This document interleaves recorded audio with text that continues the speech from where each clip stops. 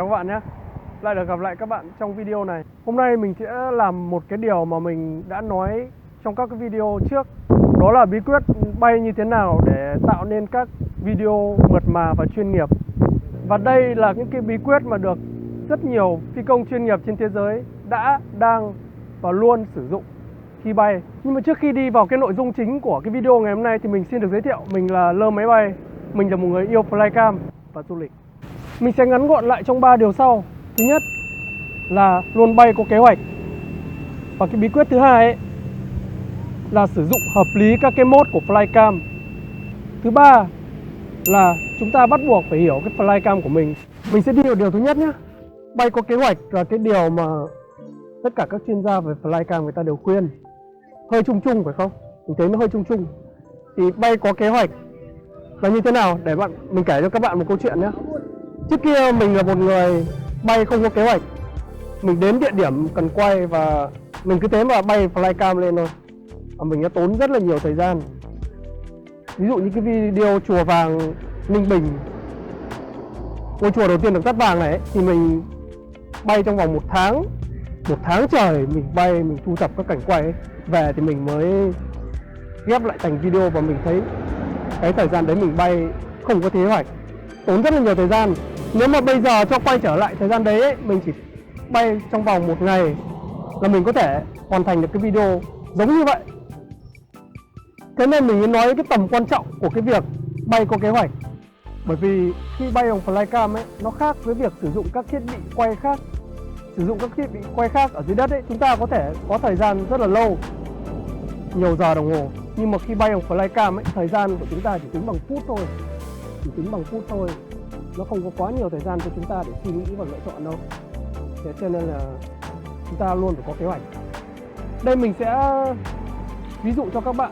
Chúng ta sẽ quay chùa vàng nhé. Cái này thì mình đã làm rồi. Chúng ta sẽ quay cái chùa vàng ở đằng kia. Đây mình quay camera ra nhé.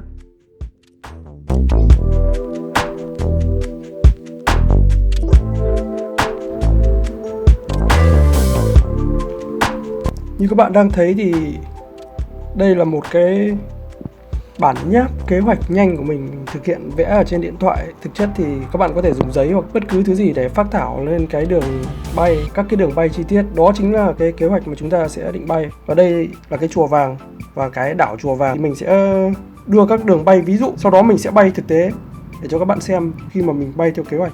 Mình chỉ tốn khoảng 1 viên pin đến cùng lắm là 1 viên pin và 50% của viên pin khác là mình có thể phác thảo sơ bộ được 6 đường bay. Thì mình vẽ lên cái đường bay của mình nhé.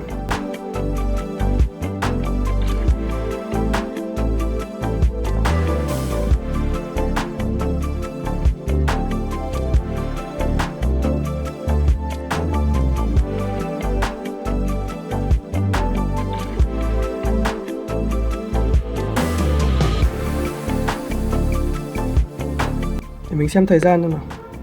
Đấy, với khoảng 3 phút thì mình đã phác thảo xong cái đường bay dành cho Mavic Air. Mình diễn tả qua cho các bạn thấy nhé.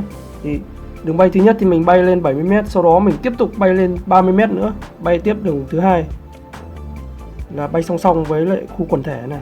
Sau đó mình bay đường thứ ba, mình bay vòng quanh vẫn ở độ cao 100m, và đến đường thứ 4 mình hạ độ cao 50m xuống. Mình bay tiếp đường số 4 quay vòng quanh ở một góc khác, và sau đó là mình đến đường thứ 5 là bay song song ở 50m, và cuối cùng mình kết thúc bằng một đường bay cuối là quick shot, là chính diện chùa mình bay chéo lên để thu nhỏ ngôi chùa lại. Vậy là chúng ta đã kết thúc cái bước gọi là phác thảo kế hoạch. Các bạn thấy không? Đấy, chỉ cần một vài phút bỏ ra là chúng ta có thể là có một cái kế hoạch bay. Đối với mình là thế này là khá là đầy đủ rồi. Tuy nhiên các bạn có thể set up các cái kiểu bay khác theo ý muốn của các bạn, cái ý đồ của các bạn muốn thể hiện video và hướng vào các chủ thể khác nhau, thì các bạn có thể phác thảo một đường bay chỉ mất dưới 5 phút thôi, nhưng mà chúng ta có thể tiết kiệm được rất nhiều thời gian mà phải chờ đợi ở trên không, đúng không?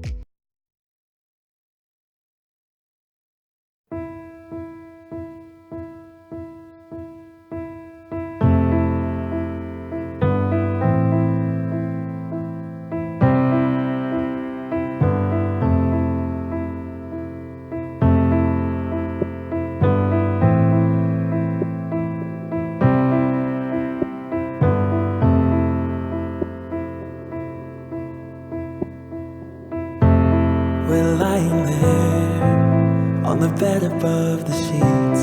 No one's saying a word, but I can feel your heartbeat. I stare into your eyes and you into mine, lying perfectly still, like we are frozen in time. I don't want this to be over, don't want the morning to come. My head upon your shoulder,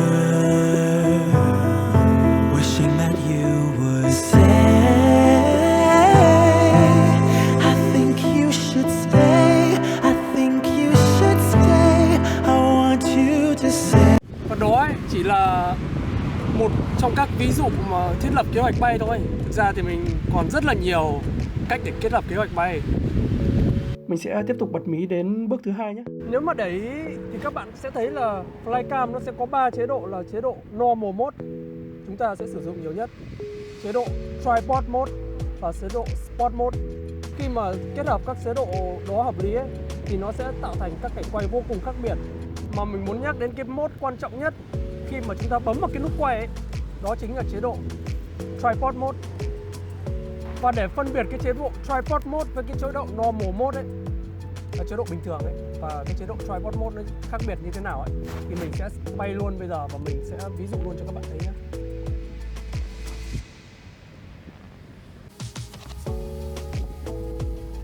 Như các bạn thấy thì ở chế độ Normal Mode ấy, nếu mà ở trên bầu trời hoặc khi chúng ta di chuyển lên xuống chỗ không có vật cản, không cần quay chi tiết lắm ấy, thì cái chế độ Normal rất là thích hợp. Tuy nhiên các bạn thấy là tốc độ của nó thay đổi rất là nhanh và cái cần của nó mình cảm thấy là khá là nhạy. Mặc dù mình đã điều chỉnh một số setting cho nó giảm bớt độ nhạy, nhưng tuy nhiên chế độ Normal Mode mỗi khi chúng ta thay đổi vận tốc hoặc dừng đột ngột, nó hay bị khựng khi quay ở những cái độ cao thấp mà cần để quay chi tiết, quay xung quanh chủ thể ấy, thì nó sẽ bị không đều ga. Và mình vẫn có thể căn ga được. Thực tế mình đã quay rất nhiều với cái chế độ Normal Mode xung quanh, nhưng nó không đều, nó không thể đều được. Mình căn nó vẫn bị run tay. Nếu mà quay xung quanh vật thể trong một thời gian dài, nó vẫn bị run tay. Bây giờ mình sẽ chuyển sang chế độ Tripod Mode để các bạn so sánh nhé. Rồi, quay ngược lại. Tương tự với chế độ Normal Mode, chế độ Tripod Mode mình sẽ đưa drone sang cả hai phía và mình sẽ kéo hết ga. Như các bạn thấy, mặc dù kéo hết ga, tuy nhiên là drone nó di chuyển rất là chậm, rất là đều.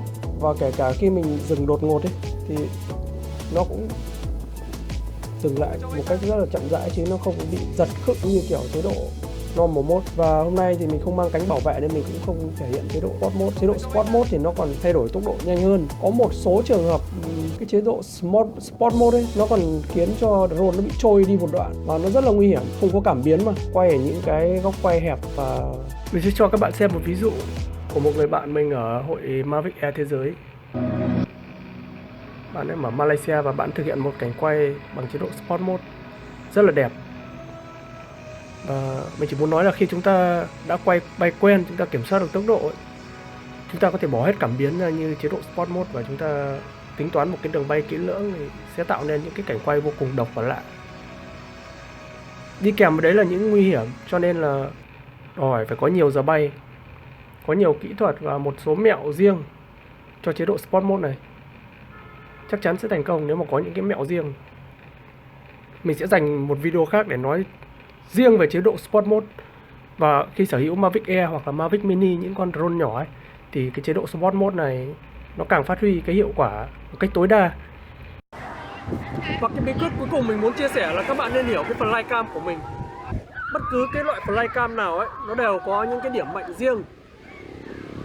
Không phải là bạn cứ cầm Inspire 2 hay là một số loại Flycam hàng khủng mà các bạn có thể quay chuyên nghiệp được. Chúng ta cần phải thực hành, cần phải bay ngày qua ngày, tháng qua tháng, những cái kinh nghiệm mới được tích góp dần dần và chúng ta sẽ trở nên thành thạo hơn. Bên cạnh đó chúng ta cũng nên xem những cái video trên YouTube của các YouTuber khác ấy, của các anh em khác ở trên các hội nhóm Flycam ấy. Mỗi người đều có một cách bay rất là hay. Chúng ta có thể học hỏi các cách bay đấy của mọi người. Mình chỉ ví dụ cho những cái ví dụ về việc mình hiểu về Flycam như thế nào. Về Mavic Air chẳng hạn, thì những cái dân hay đi du lịch ấy, hay trekking hay leo núi ấy, thì họ rất thích sử dụng những con flycam nhỏ. Nó rất là tiện lợi khi mà leo núi hoặc khi du lịch lâu ngày, du lịch là dài ngày ấy, thì mỗi 1 gram hành lý nó sẽ là một trở ngại cho chúng ta. Nó sẽ rất là phức tạp và rất là nặng. Những YouTuber mà mình biết, ví dụ như Sam Khon hoặc là Casey Neistat, họ cũng đã từng sử dụng các loại flycam rất là nhỏ như Spark hoặc là Mavic Air, và họ vẫn tạo ra những cảnh quay rất là tuyệt vời, không nhất thiết phải những flycam đắt tiền. Trong một trường hợp khác, nếu mà bạn làm về dịch vụ ấy, thì bạn cần những con flycam bay lâu hơn, và chất lượng cái camera ở trên flycam ấy nó cần tốt hơn.